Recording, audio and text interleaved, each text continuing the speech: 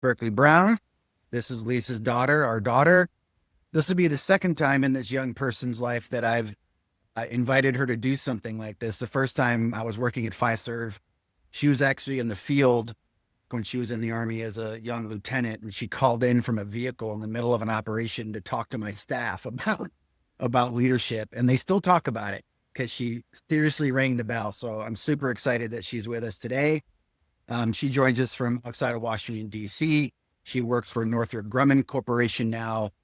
I did have resources to get out, and they'll tell you it's going to be difficult, right, to transition out. It's almost like kind of moving to a totally different way of life because the Army does encompass so much of your day-to-day. I thought maybe a little pridefully that it wouldn't really affect me that much. And I think even looking back now, I've been out just over 3 years, and those first 2 years were so difficult that you lose that family, that you use the daily touch points with people that normally you're seeing every day, or you're spending weeks at a time with 24/7 in the field, or, if others are deploying, you're spending so much time together. So I really did miss it when I left. It was very, very hard. Service changes generation to generation. The technology is different. The weaponry is different. Some of the behaviors and things I experienced versus what you experienced. Behaviors of drill sergeants were certainly different, 25 years apart. But the exit, I think, is the same. The feeling of departure, of hanging the uniform up. And look, you turned down Triple C. So I'd like you to talk about that too. I use my words. I thought Captain would have been amazing because you would have killed it, because everything you do is great. Not specifically as a millennial per se. I think it really does apply to anyone that's getting out. You almost don't focus enough on yourself and setting yourself up for success for when you get out. I don't know if maybe that was a personal experience for me. I mean, I was 2 months maybe from leaving the military, finally to leave the military, and I was still going on training exercises, for a month at a time. Patrick actually came to visit me and said, "What are you doing to plan out your next steps?" And I was like, not enough. I'm not sitting down and taking it really seriously. I just was still keeping myself so involved in work. And I'm not saying that's a mistake, but I think it is so beneficial to take the time and plan out your next steps and utilize the resources the military has. I mean, not to toot, NG Northrop's horn here, but there are these skill bridge jobs that they offer to active duty military that are looking to transition out. And you can move straight into a civilian job. There is no time where you're waiting to see what your next steps are. You're already employed right when you get out.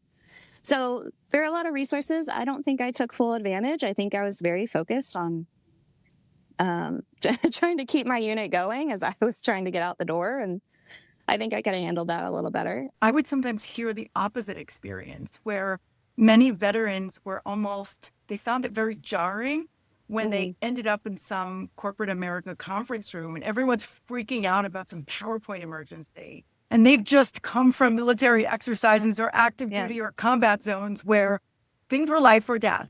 But yeah, I ended up leaving. I went back home for a little bit and was able to spend time with family, and then moved out to Virginia.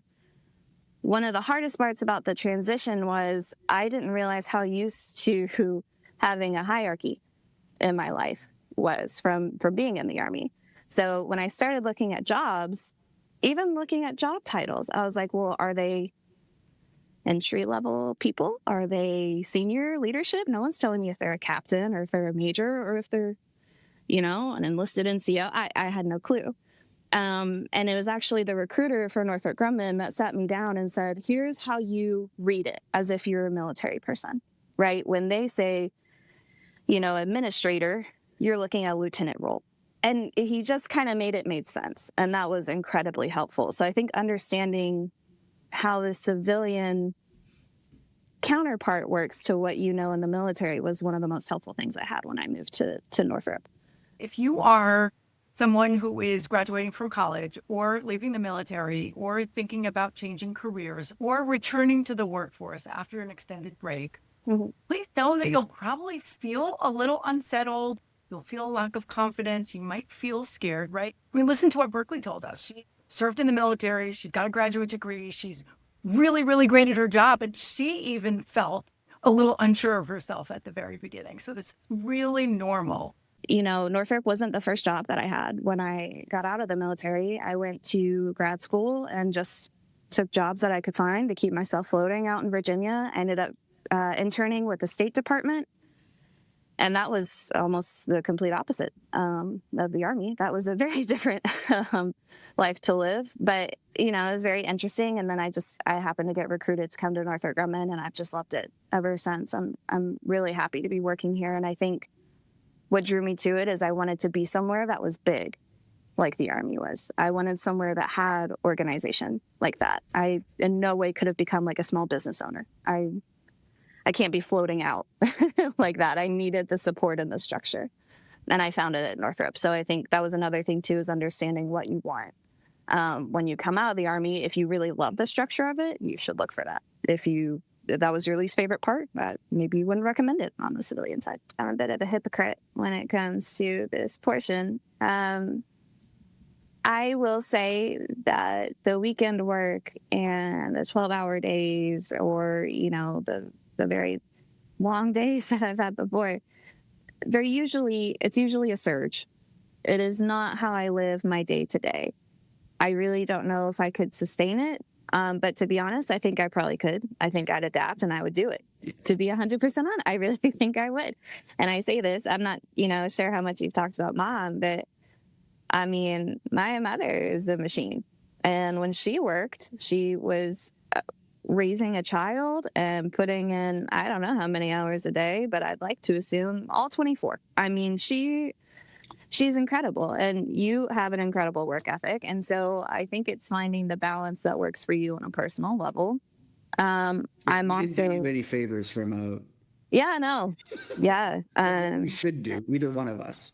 It was an interesting. Turned out pretty great from. Thanks. I think I did pretty well. Where I struggle is that if I allow myself, I'll put in extra hours. But I think what I've found harder to have it in the Army, because usually those extra hours are dictated to you. I'm not necessarily going out and looking for extra work when I'm in the Army. What I have is enough. So that was a little different. But even then, it would tend to be more surge support, right? I would work my usual, I guess you were getting up for PT early, but, if you discount that portion of it, you're working from, 8 to 5.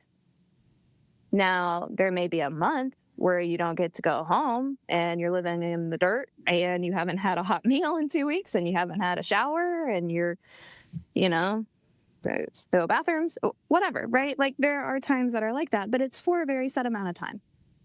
And then you go home, right? And then you're outside of that environment. I'm still learning the balance on the civilian side. I think because I have been put in positions where we're working programs that require a lot of time and effort, I've allowed myself to put in more time and effort. I also think I'm in a situation where I don't have to go home and take care of kids at a certain hour of the day, right? I'm in a very different position than a lot of other people are.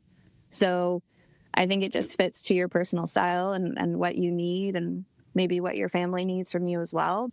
Right now, I'm on a little bit of a surge support this week. So a lot of extra hours this week, but I have an end in sight, and I know that it won't be like this all the time. So I think that's how I justify it in my head, at least when I go do 12, 14-hour days, right? This isn't every day. I don't want to do it every day.